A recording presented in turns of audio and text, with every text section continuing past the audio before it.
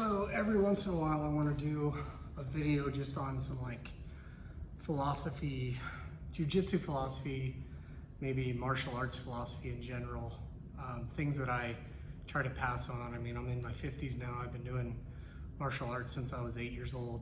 Started in Taekwondo, did that till I was 15. Then I was in Goju Kempo, stand-up art from 15 to 25. Did some Aikido, did some Muay Thai. And then I think when I was 38 or 39, I started Jiu-Jitsu. I'm 51 now, so it's been a little while. I was 38. So a little bit of wisdom in that time, and it's ironic. I feel I'm at the point now where like I'm starting to really starting to understand Jiu-Jitsu, and my body won't really let me do it. So I'm kind of in that phase now where I'm just trying to pass on what I've learned to other people. What I love about Jiu-Jitsu as opposed to all those other martial arts, and there's benefits to all of them, but Jiu-Jitsu is hard. Like, you have a fully resisting opponent. You know what works and doesn't work. It's tested on the mats. You can't fake it, you can't lie. Who you are and what you know is what it is on the mats. And I love that. It's one of the things that makes Jiu-Jitsu hard. It's why not that many people go from white to black belt, because it's a really hard road.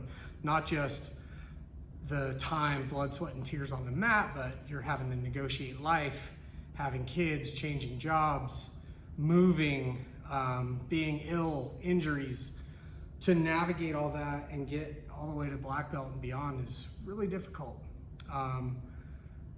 One of the things that it's just a mindset thing that I like to pass on, is I call it feed the mats.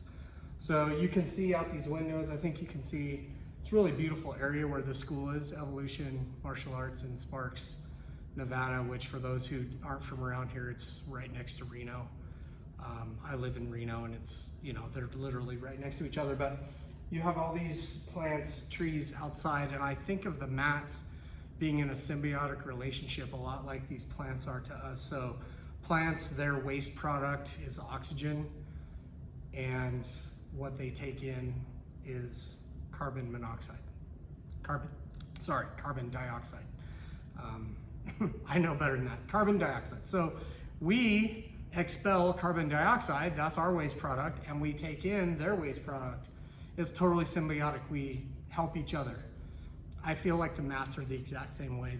It's kind of a fiction thing that I tell myself, but part of the reason I love Jiu-Jitsu so much is I get all my needs met here. It's my therapist, it's my church, it's my social outlet, it's my fitness outlet.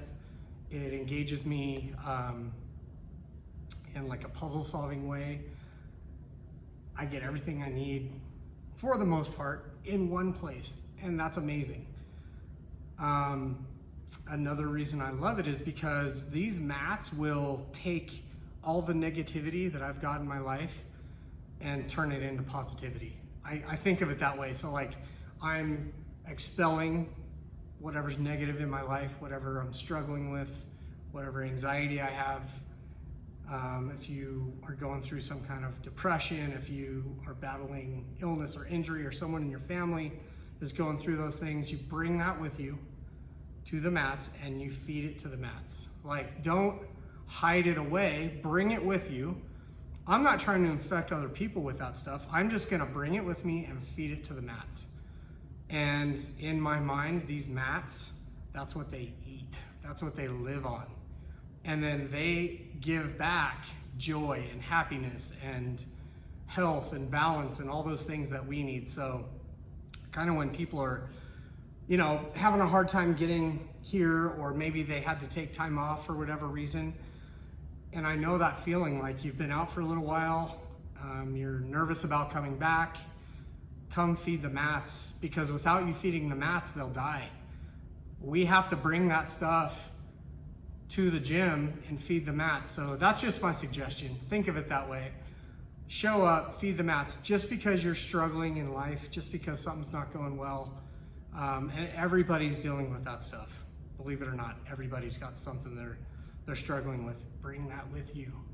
Feed it to the mats. again, we're not pushing that stuff on other people, not the people around us, not our training partners. Although they're here for you too, I'm sure of it. But if you have spent any time in a jiu-jitsu gym, you've made friends, and they'd be happy to be there for you if you need it. But first, feed all your negativity to the mats. Let the mats give you back that joy, that balance that you need. And then if there's any residual, anything left over, yeah, maybe you can share that with your friends on or off the mats. But that's just a little thought. And I know this video is not for everybody. Look, if it's not for you and it's a topic like this, you see me sitting here, you don't have to watch it. But again, these videos are primarily for the students that I teach here at this school, the training partners that I have, and I am just really happy if anything I have to share benefits other people. But yeah, get your butt on the mats.